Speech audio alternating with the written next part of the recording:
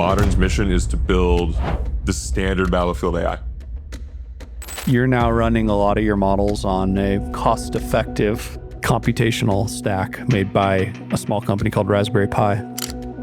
Your underlying hardware is not $1,000. It's not 2,000, it's 200. I always ask, like, why hasn't someone else done this?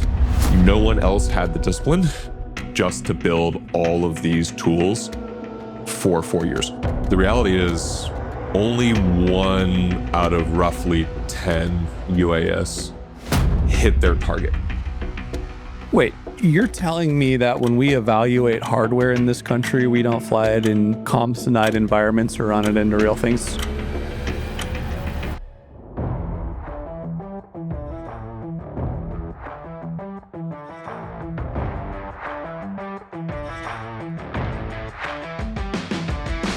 I'm John Dulin, CEO of Modern Intelligence. Welcome to the Drone Wars podcast. My man. Dan the man. What's up? This is overdue, but also the perfect time. I know. How's your creative Disruptors in the Desert forum trademark going? Better than I expected. And I didn't expect it to be bad. It was actually better than I expected. Very high signal noise. Yeah. There's very much the vibe here that, like, people are a little relaxed. There's a lot of trust. So people are speaking directly. Guard is down, isn't it? Guard's down a little bit. Guard's down a little bit. And it's a smaller audience than Reagan. So, like, people are not just reading from a Reagan script. Yeah. Yeah. Dude, Reagan is just too much. There's too many people there. I have not been. I will probably have to be one day. At some point. Sure. Yeah. As you should. All right. John, thanks for joining us. Tell everybody a little bit about yourself and what do you do? I'm John Dulin, the CEO and founder of Modern Intelligence. And Modern's mission is to build the standard battlefield AI. Standard meaning standard issue, reliable for lethal autonomy, and acquired at scale for everything. And battlefield meaning real time at the edge. What that means, our first product is Sovereign, our automated targeting AI. Sovereign's very simple. We didn't go for full autonomy out of the gate. Full autonomy is coming, but it's also further away than people think. So Sovereign solves the first simple problem for unmanned systems of seeing, understanding, and then flying into things like Chinese ships to destroy them. If you're a USV, UAV, anything. Part of how I got here was, I never served, never worked in defense, never worked in DC. So the first 2 or 3 years I was doing this, everyone was like, what are you doing here? Yeah, for sure. But before this, I did work on machine learning for cancer diagnosis. And we were using ML fundamentally like a probability technology to diagnose cancer, which is a problem where human lives are at stake. And didn't realize at the time, but was learning how to build those systems for ML to do things of that reliability. And now I think defense is the most important place to do that. So talk to us a little bit about the journey at Modern, right? How did the war in Ukraine, and I guess I'd say even in the last kind of 12 months, how much easier has it gotten for you to tell your story? That's a great question. Because it was hard for a while, and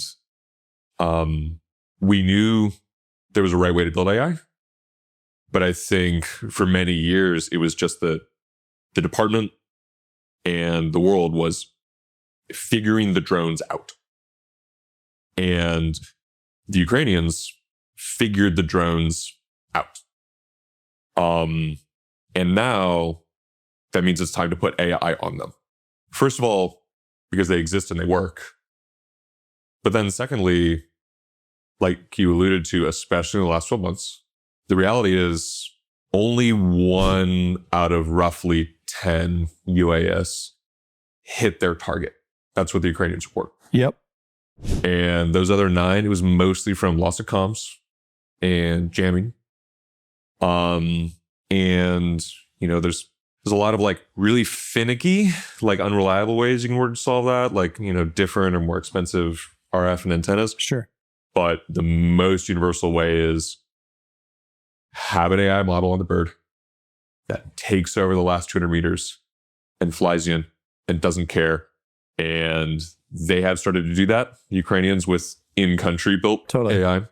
And it's taken their hit rate from that like 1 out of 10 to between like 2 to 4 out of 10 with the units that have it. Yep. And we are seeing that in the US, that this is making the need to start putting AI on the drones now that we figured them out way faster. And that's partly just because like also everyone has finally built their drones.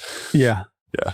So a little birdie told me that you're now running a lot of your models on a very cheap, or why don't we call it cost-effective computational stack made by a small company called Raspberry Pi. Is this true? Yes. Okay. That is hard to do. It's very hard to do. That's why it's impressive, man. Yes. The number one thing that like we're hearing from end users that are using like a lot of NVIDIA is just the power consumption and the overheating is like real for a bunch of this. So solving that should hopefully unlock a tremendous amount of opportunities for you guys, right? Especially because like then your underlying hardware is not $1,000.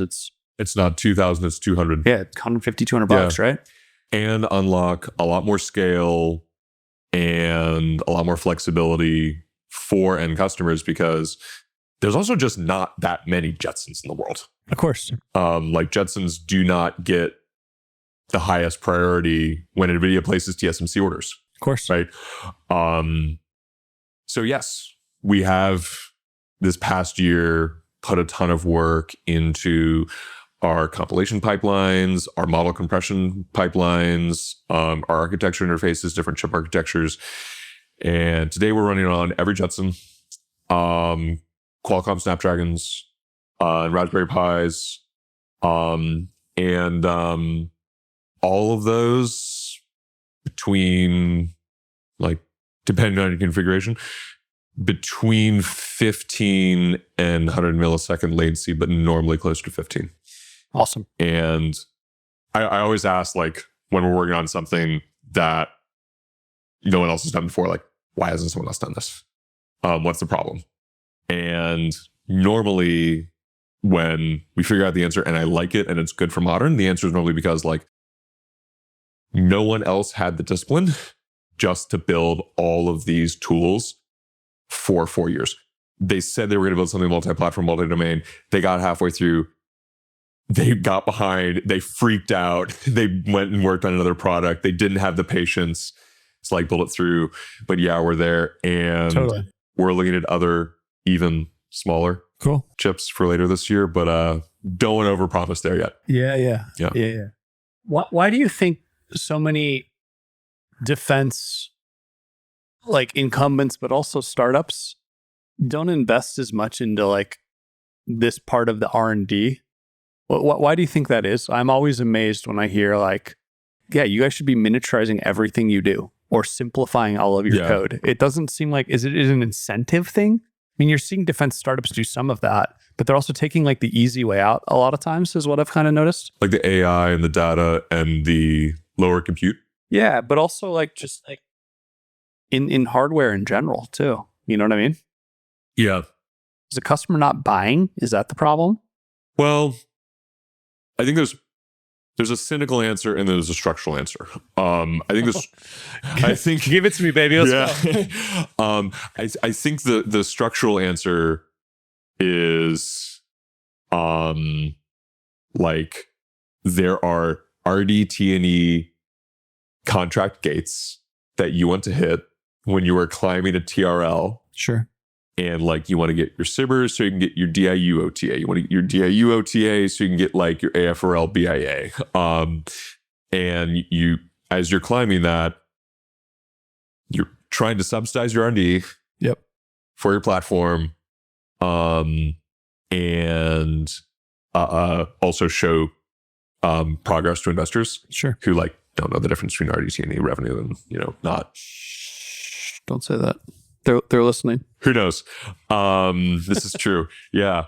And like the systematic answer is like these companies' incentive is just, I got to hit the next gate. And the next gate is, it's normally a flight test. it's normally a mock-up.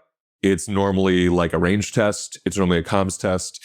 It's normally not a full end-to-end mission test. And it's normally not with jamming. And it's normally not with denied comms. And it's normally not with a representative target. Wait, you're telling me that when we evaluate hardware in this country, we don't fly it in comms denied environments or run it into real things? I am shocked, my friends. No, other than comms denied, just in the sense that the comms don't work. Yes. Yeah. We find that with quite a number of radios, to be totally honest. Yeah. It's actually one of the interesting things, like when you look at like what they're going to do with drone dominance, right? First, it's like, hey, can you go this far with this payload? Okay. And that'll weed a ton of people out. And then the next iteration is, can you do that now with active jammers? Right. And that's going to be fun. Right. And, like every company, especially in defense, we're just trying to get to the next freshwater well in the Valley of Death, right? However, I think Modern has done good work on Sovereign because we have known who we are. Sometimes we have had to, wait a long time to be who we are, but like we're really firm. We're building a standard battlefield AI. It's going to go on everything. The way we provide value to everyone scaling all these amazing platforms, both commercially and with government technology, is going to be giving them AI, being excellent at AI, having the most data. And so let's just focus on that. And if sometimes we're just working on getting Sovereign running on Raspberry Pis, like in a laboratory, that's what we're doing. it's great. When you started this journey, like selling to DoD, what was something you didn't expect? What was something you've learned? That's a good question. I'm full of good questions. I think the most amazing thing is how many people actually want to help you. Yeah. It's just crazy. Yeah, it's true. Right? It's very true. Like, again, didn't work in government, but tried to work from first principles to an idea of how to get AI right in defense. And like, not everyone is going to get it all the time, but like really amazing people who really have, knowledge and reputations that are just going to take me another decade to have, right, decided to like help. That's pretty amazing. Yeah. I always say like if defense changes, it's basically going to be because of 300 people that we all know. Right. It is an unbelievably small network when you're actually plugged in, right? Yeah. What do the next 12 months look like for you guys? Scaling Sovereign onto as many commercial platforms as possible. Yep. We, of course, have government programs that are growing.